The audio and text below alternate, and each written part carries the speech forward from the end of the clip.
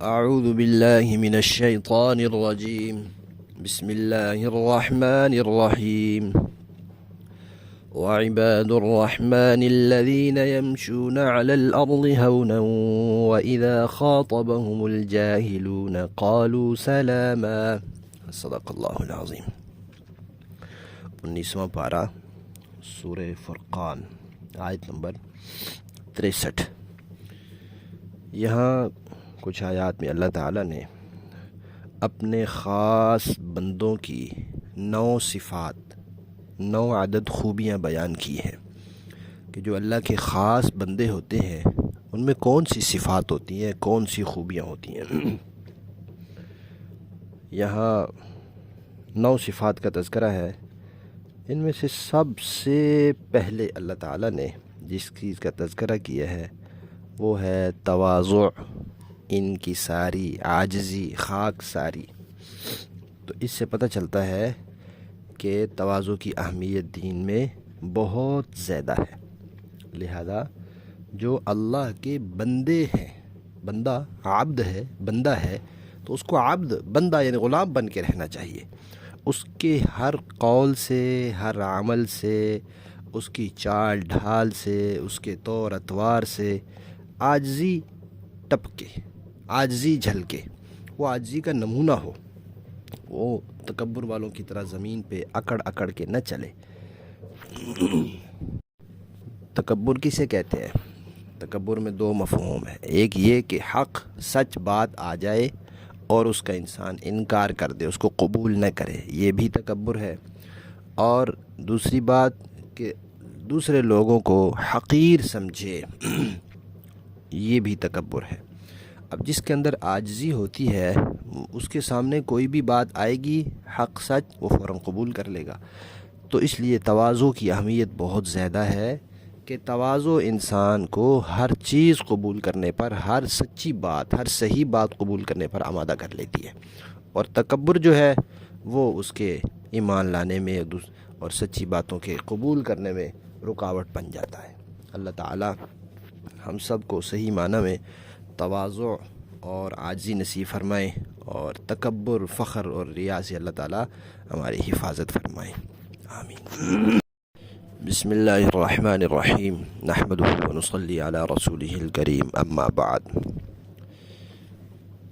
نبی کریم صلی اللہ علیہ وسلم کا ارشاد ہے کہ جو اللہ کی خاطر جھک جاتا ہے، عاجزی اور تواضع اختیار کر لیتا ہے، اللہ تعالیٰ اسے بلند کر دیتے ہیں، رفعت اور شان عطا فرما دیتے ہیں.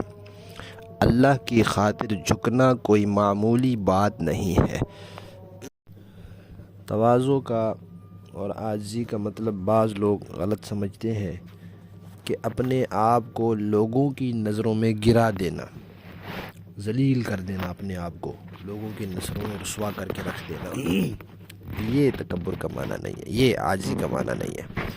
حدیث شریف میں جو دعا سکھلائی گئی ہے وہ یہ ہے کہ یا اللہ مجھے اپنی نظر میں چھوٹا بنا دیں، لوگوں کی نظروں میں مجھے بڑا بنا دیں.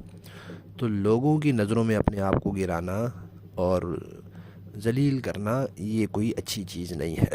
اس سے بچنا چاہیے. ایسی حرکتیں، ایسے کام نہیں کرنے چاہیے. شیطان پٹی پڑھاتا ہے بھئی یہ کام کرو، لوگوں کے دل میں تمہاری حقارت آئے گی تو یہ تمہاری عاجزی کی نشانی. یہ عاجزی کی نشانی نہیں ہے.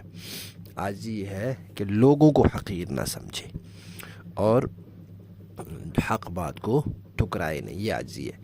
اور عاجزی دنیا میں ہم کر لیتے ہیں، جھک جاتے ہیں. کبھی اپنے مفاد کی وجہ سے جھک جاتے ہیں، کبھی اپنے رشتے کی وجہ سے جھک جاتے ہیں، تعلق کی وجہ سے جھک جاتے ہیں. باوجود ہے کہ ہم وہ چیز نہیں چاہ رہے ہوتے، اور کئی دفعہ ہم بڑے دانت پیس رہے ہوتے ہیں کہ یہ کرنا ہے وہ کرنا ہے، لیکن کسی کی کہنے پر آ کر ہم خاموش ہو جاتے ہیں اور دب جاتے ہیں. لیکن اگر یہی عاجزی اللہ کے لیے ہو تو پھر کیونکہ انسان اپنے آپ کو اللہ کے لیے جھکاتا ہے، پھر اللہ تعالیٰ اس کو بلند کرتے ہیں. تو اس سے بھی یہ پتہ چلتا ہے کہ لوگوں کی نظروں میں نیچے ہونا اور رسوا ہونا یہ مقصد نہیں ہے. لوگوں کی نظروں میں تو اونچا ہونا چاہیے، وقار ہونا چاہیے، لوگوں کی نظروں میں عزت ہونی چاہیے. بہت سی مثالیں دی جاتی ہیں کہ جو درخت جس کے اوپر پھل ہوتا ہے جس ٹہنی پر، وہ ٹہنی جھکی ہوئی ہوتی ہے، جو خالی ہوتی ہے وہ اوپر کو اٹھی ہوتی ہے۔ تو جو آدمی اچھی صفات والا ہوتا ہے اور تواضع والا ہوتا ہے وہ جھکا ہوا ہوتا ہے، اور جو خالم خلی ہوتا ہے وہ پھر اکڑا ہوا ہوتا ہے۔ بہرحال اس حدیث شریف میں یہ فرمایا گیا ہے کہ جو اللہ کے لیے تواضع اختیار کر لیتا ہے، اپنی ناک اللہ کے لیے نیچے کر لیتا ہے، اپنی سوچ اور اپنی رائے کو اللہ کی خاطر چھوڑ دیتا ہے، تو پھر اللہ تعالیٰ اس کو بہت بلندی اور شان عطا فرماتے ہیں۔ بسم اللہ الرحمن الرحیم، نحمدہ و نصلی علی رسولہ الکریم، اما بعد۔ اعتکاف کے مسائل چل رہے ہیں۔ بعض لوگ یہ سمجھتے ہیں کہ اعتکاف کے اندر خاموش رہنا بھی کوئی عبادت ہے،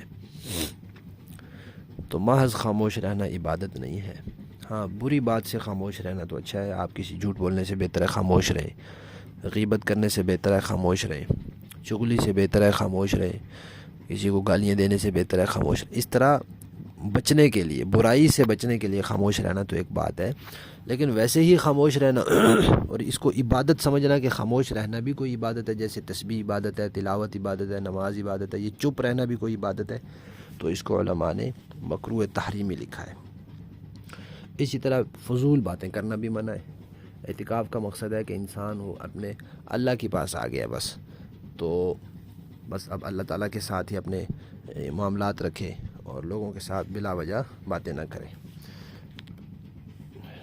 اور مسجد میں اعتکاف کے لیے اتنی جگہ اپنے لیے رکھنی چاہیے جتنی کافی ہو جائے۔ خام خواہ لمبی چوڑی جگہ اپنے لیے قابو کرنا جس سے دوسرے اعتکاف والوں کو یا باقی مسجد والوں کو تکلیف ہو اور خود کو اتنی ضرورت نہ ہو، یہ بھی مکروہ ہے۔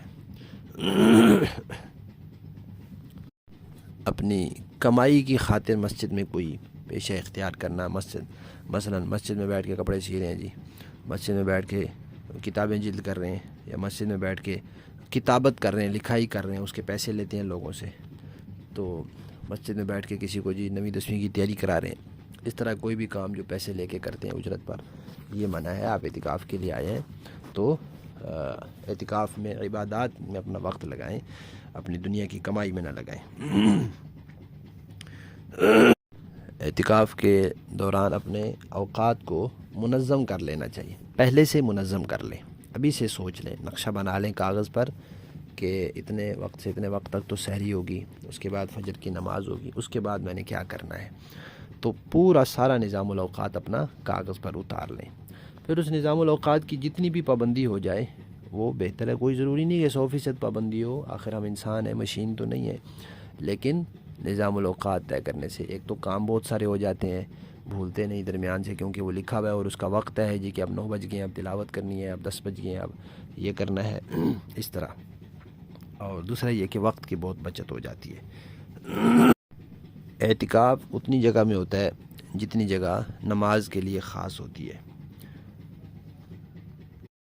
خواتین جب گھر کا کوئی کمرہ نماز کے لیے خاص، اعتکاف کے لیے خاص کریں گی تو بہت بڑا کمرہ نہ کریں، چھوٹا کمرہ ہے تو وہ بڑا کمرہ ہے تو اس کا ایک کونا کر لیں، اور اس کمرے میں اگر بیت الخلاء ہے تو ظاہر بات ہے بیت الخلاء نماز کے لیے نہیں ہے، اس لیے وہ اعتکاف گاہ میں شامل بھی نہیں ہے، تو بلا ضرورت وہاں جانے سے اعتکاف ٹوٹ جائے گا کہ ہاتھ دھونے کے لیے جا رہے ہیں جی، کلی کرنے کے لیے جا رہے ہیں جی، ہاں وضو کے لیے جائیں، تقاضا کرنے کے لیے جائیں، اس کام کے لیے جائیں، ٹھیک ہے، لیکن صرف آپ نے دانت صاف کرنے ہیں اور آپ نے ہاتھ دھونے ہیں اور آپ نے برتن دھونے ہیں، اس کام کے لیے اگر اعتکاف گاہ سے ایک لمحے کے لیے بھی نکلے تو اعتکاف ختم ہو جائے گا۔